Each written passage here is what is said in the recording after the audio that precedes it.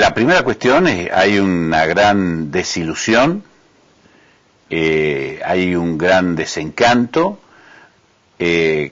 porque lo hemos dicho muchas veces, lo vamos a decir una vez más, gran parte de los docentes apostaron y votaron a este gobierno, y gran parte de los docentes se encuentran desencantados, desilusionados, porque en última instancia las respuestas de este gobierno se parecen mucho a las respuestas de gobiernos anteriores. Es decir, si gran parte de los docentes votaron por el cambio, hoy encuentran que ese cambio no existió o no existe.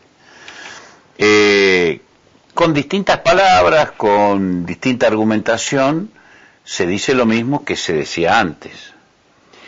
Con distintas metodologías se aplican los mismos principios que se aplicaron antes, igualando la función docente al resto de la administración pública. Y eso, a cualquier político que pretenda gobernar esta provincia, tiene que aprender la sensibilidad. Que me traten igual, del que no soy igual, es agraviante. Todos tenemos que ganar dignamente, para vivir dignamente, pero no puede desconsiderarse la función docente al momento de justipreciar el salario de un empleado público, administrativo, común y demás, con toda la formación, con todo lo, digamos, lo que implica llegar a ser docente para ganar lo mismo. Y además el empleo público tiene un aporte para la vivienda del 2% de la masa salarial, y además tiene para vestimenta, y además tiene material didáctico, y en algunos casos hasta tiene facilitado el transporte hasta su lugar de trabajo. Ninguna de esas cosas tiene el docente, ni siquiera la capacitación que la necesita imprescindiblemente para su tarea, ni siquiera la capacitación, ni la vestimenta, ni el material didáctico, ni el transporte, nada, absolutamente. Y en el tema de la vivienda, es público. La directora del Instituto Provincial de Vivienda termina de firmar con el ANSES la adhesión de la provincia para uno de los planes que a nosotros nos han ofrecido. Es decir, estamos en veremos en algo en ese aspecto también. Entonces, hay que justipreciar concretamente la situación de los docentes, que realmente están desencantados, reclaman un salario que sea acorde al costo de la canasta familiar, matemáticamente al costo de la canasta familiar, y que reconozca la función docente, esos dos aspectos, y la respuesta es la misma que en gobiernos anteriores. Por eso, mientras no se entienda esta situación, creo que el conflicto ha entrado a andar como en conflictos o en situaciones anteriores, en donde a la advertencia no se le hizo caso, hubo un paro, seguramente habrán otras medidas de fuerza, no quiero adelantarme a lo que mañana van a resolver los compañeros, pero seguramente van a haber otras medidas de fuerza, y terminaremos el año con un gusto agridulce y empezaremos el año con un gusto peor. Yo no hago valoraciones de que si le importa o no le importa, yo juzgo políticas, y entonces digo, durante el gobierno de Reutemann hubo una política determinada, que significó que un préstamo del Banco Mundial lo puso para que no haya emisión de cuasimoneda o como sea, y solucionó financieramente el andar de la provincia. Hoy a eso se lo critica. Yo digo, bueno, no sé si es tan malo a tenor de los resultados. Es decir, porque ¿qué es una cuasimoneda? Es un préstamo que el gobierno le saca a la gente compulsivamente. Sí. Entre que me la saque a mí o se la saque al Banco Mundial, que se la saque al Banco Mundial. Cosa. Hoy el justicialismo... Al Banco Mundial igual hay que devolvérsela. Sí, bueno, está bien, igualmente se la íbamos a tener que devolver. Hoy el justicialismo está criticando de que el socialismo se endeude. Me parece que la torta sigue invirtiendo, digamos, de la misma forma, ¿no? Es una rueda sin parar. Digo, obviamente que en la oposición siempre los discursos tienden a parecerse a puro y transparente. Y en realidad lo que se trata es de demostrar que, digamos, el gobierno tiene debilidades.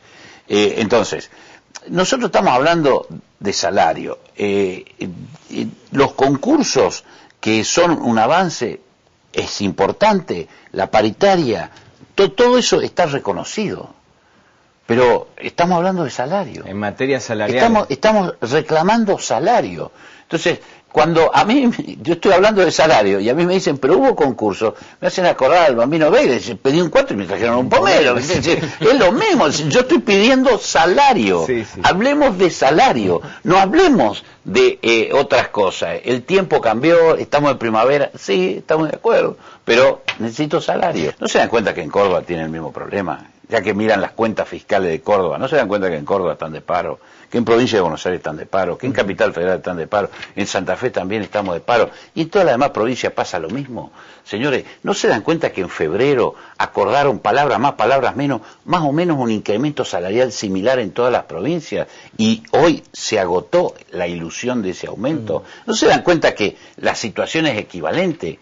Bueno, entonces, no les voy a enseñar de política, pero tienen que sentarse con otros más que los que están actualmente y definir una política para el sector educativo. ¿Con qué estarías de acuerdo vos como sindicalista y como sector interesado en el aumento salarial, ¿no? En los egresos, los gastos? Yo diría en la inversión, tendría que ser. Alguna vez que un ministro de Economía, invierto en educación sería bárbaro, ¿no? Pero está por el lado, digamos, de lo que sale. Lo que sale. Ahora, ¿y lo que entra? ¿Qué discutirías vos? Bueno, yo discutiría precisamente que quien tiene más pague más, así como primer concepto. Entonces, yo lo dije en plena crisis del campo, el inmobiliario rural es una afrenta a todos los que pagamos igualmente el IVA del pan, de la carne, de la leche, es decir, de los elementos básicos, que pagamos más por eso que lo que paga el inmobiliario rural. ¿Que tiene que incrementarse? Se tiene que incrementar. El inmobiliario rural. También. Bueno, el inmobiliario... Hay desigualdades también. Hay desigualdades, obviamente hay desigualdades, pero no es tan escandalosa la situación como el inmobiliario rural. Creo que ingresos brutos hay que diferenciar, no es lo mismo fabricar clavos que fabricar pan.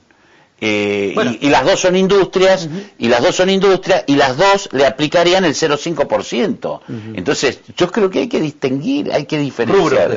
Claro, por supuesto. Pero no es lo mismo General Motors, Cargill y Petrobras que una industria, digamos, de cereal. No es lo mismo General Motors que una tornería. Seguro, sí. Y no es lo mismo, claro, no es lo mismo General Motors que el taller de mi tío. Entonces, pero bueno, entonces... vos sos justicialista, o sea, sos una persona que nadie puede decir que no sea peronista, digamos, Pedro Ayugar. ¿Por qué el Senado, con mayoría justicialista, no quiere discutir esto?